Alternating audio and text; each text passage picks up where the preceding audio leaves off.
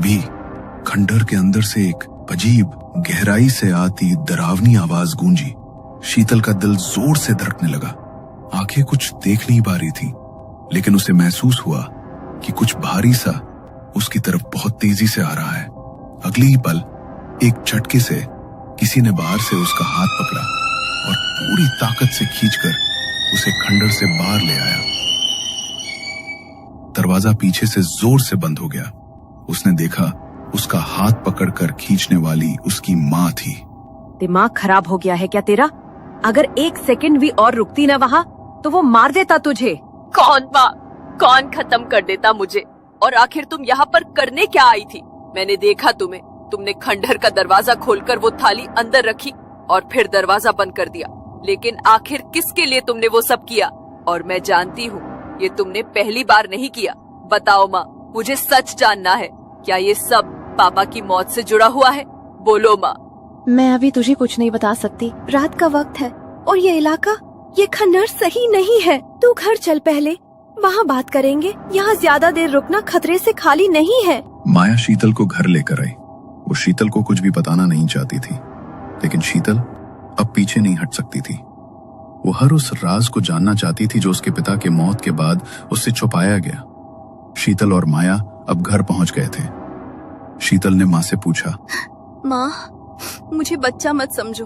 क्या छुपा रही हो मुझसे? आधी रात को खून टपकती थाली लेकर खंडहर जाना, ये सब क्या है? मत पड़े सब में बेटी, ये सब बहुत खतरनाक है। मैं नहीं चाहती तू उस अंधेरे के पास भी जाए। अगर ये खतरनाक है तो आखिर तुम ये सब कर ही क्यों रही हो? और आखिर कौन है वहाँ जिसके लिए तुम ऐसा कर रही हो?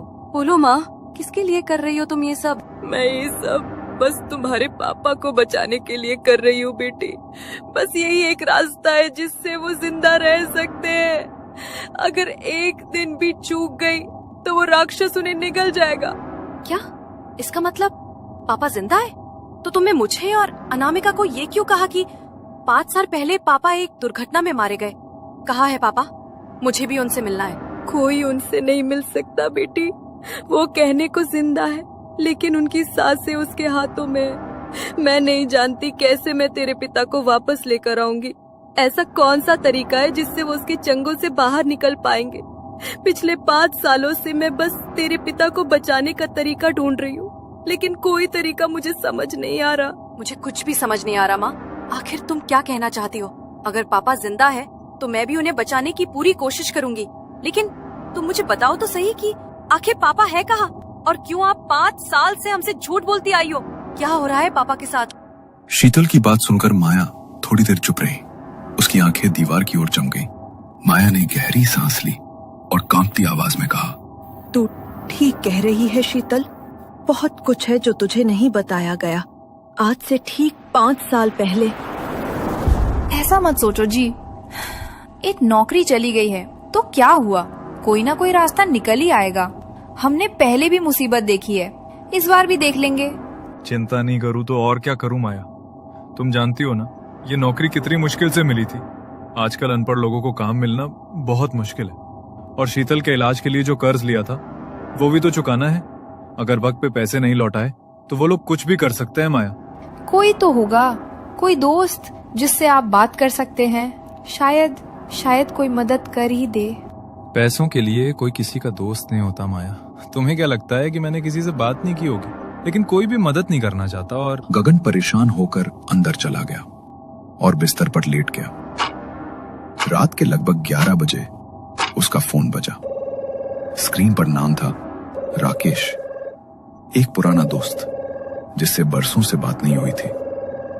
अरे इतनी रात गई है, मुझे क्यों फोन कर रहा है? हेलो, कैसा है राकेश? सब कुछ ठीक तो है ना?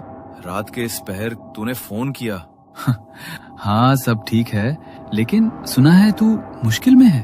पैसे तो नहीं है मेरे पास, लेकिन एक तरीका है जिससे तेरी ये मुसीबत चुटकी में खत्म हो सकती है। क्या? ऐसा कौन सा तरीका है? कहीं तू मुझे किसी गलत काम को करने के लिए तो नहीं कह रहा? अरे नहीं रे, कोई गलत काम नहीं है।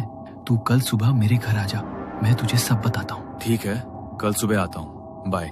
पूरी रात गगन यही सोचता रहा कि ऐसा कौन सा तरीका है जिससे उसकी सारी मुसीबतें एक चुटकी में हल हो जाएंगी। और अगली सुबह वो उठकर राकेश के घर पहुंचा। आजा गगन, बैठ, मैं तेरा ही इंतजार कर रहा था। अच्छा अब तो बता, तू कैसे मेरी मदद कर सकता है? मतलब ऐसा क्या है जिससे मेरी सारी मुश्किलें हल हो जाएंगी? मेरे ऊपर 5 लाख रुपए का कर्ज है, वो उतर पाएगा ना? हाँ, उतर जाएगा, लेकिन तेरे पास सिर्फ एक मौका होगा उससे कुछ भी मांगने का। मैंने उससे अपनी पत्नी की जान मांगी थी, याद है? जब कोमल को जानलेवा बीमारी हो गई थी, उसी ने उसे ठीक किया था। रुक, ये तू किसके बारे में बात कर रहा है? किसने पूरी की तेरी वो इच्छा? देख भाई, कुछ चीजें ऐसी होती हैं जो भगवान भी नहीं दे सकता, लेकिन इस दुनिया में कुछ शक्तियां ऐसी हैं जो नामुमकिन को मुमकिन बना सकती हैं।